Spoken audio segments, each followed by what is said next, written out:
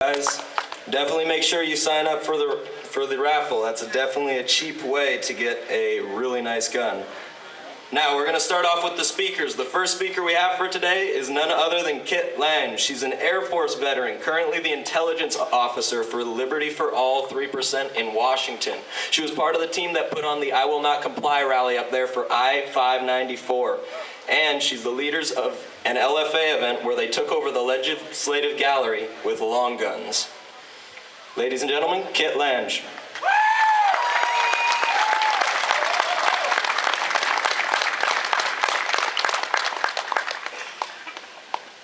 I guess you're stuck with me again for a little bit. As you said, my name is Kit Lange. I'm the Intel Officer for LFA 3% in Washington State.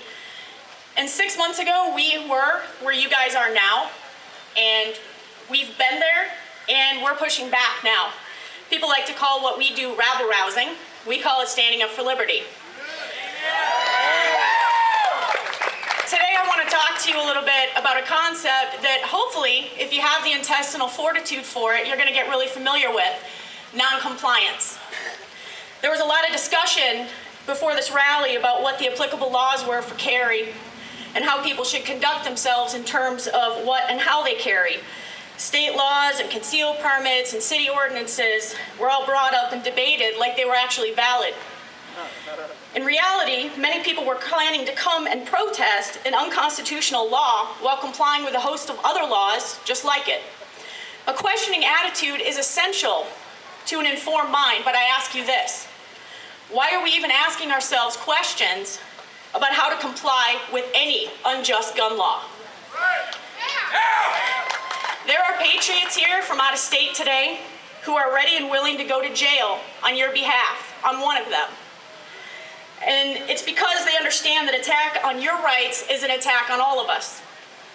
They refuse to comply with tyranny regardless of the state they're standing in. I'm proud to see that there are also patriots from right here in Oregon who are willing to stand regardless of what it costs them. And some of them, some of you, came and stood with us in Washington, and you didn't comply. That is the kind of patriot that we need. Strong, brave, resolute men and women who refuse to live as anything but free, no matter where they're standing.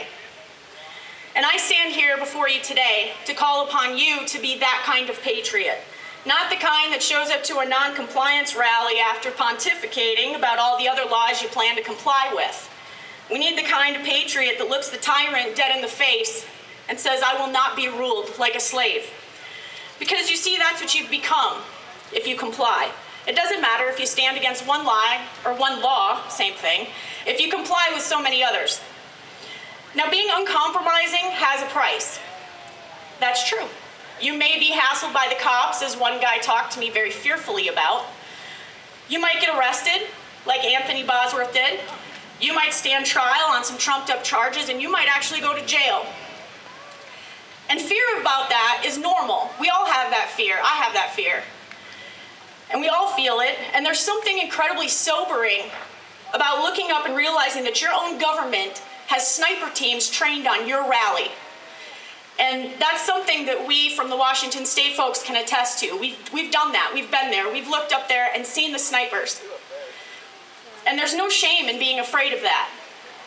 There's only shame if you allow your fear to dictate your actions instead of letting what is true and right form your compass. You can be afraid as long as you still stand and keep standing. Think about this. No matter what happens to you, someone already withstood that situation to purchase your freedom. Francis Lewis, one of the men who signed the Declaration of Independence, had his home razed by the British, who arrested his wife and kept her in prison without adequate clothes or food for weeks. John Hart, another signer, was forced to flee from British forces who were hunting him and survived in the mountains for several weeks in December, only able to come home after the victory at Trenton.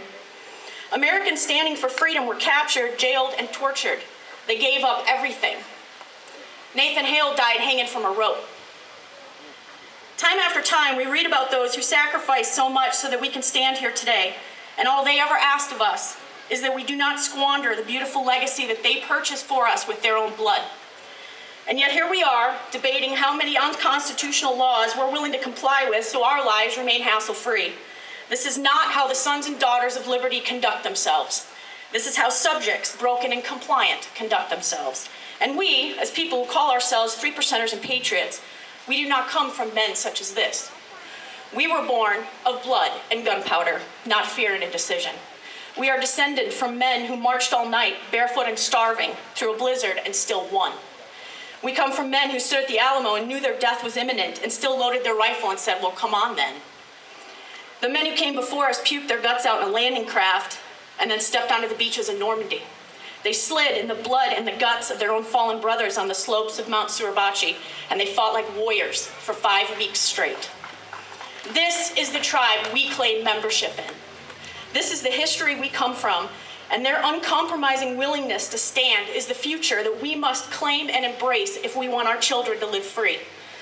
American soldiers stood in front of a camp's locked gate and saw the absolute depth of depravity that governments are capable of when citizens do not have the means or the will to resist. Make no mistake, that is the logical end of compliance.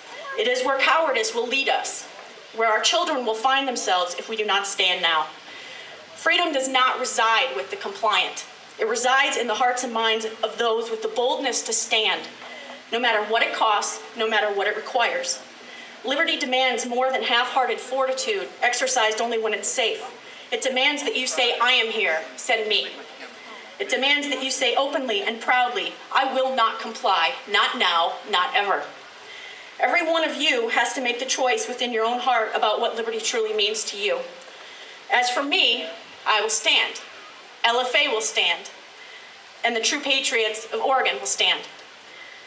I can't promise you that it'll always be convenient or even that it'll always be safe. What I can promise you is that you won't stand alone. Thank you, and God bless the Founders Republic.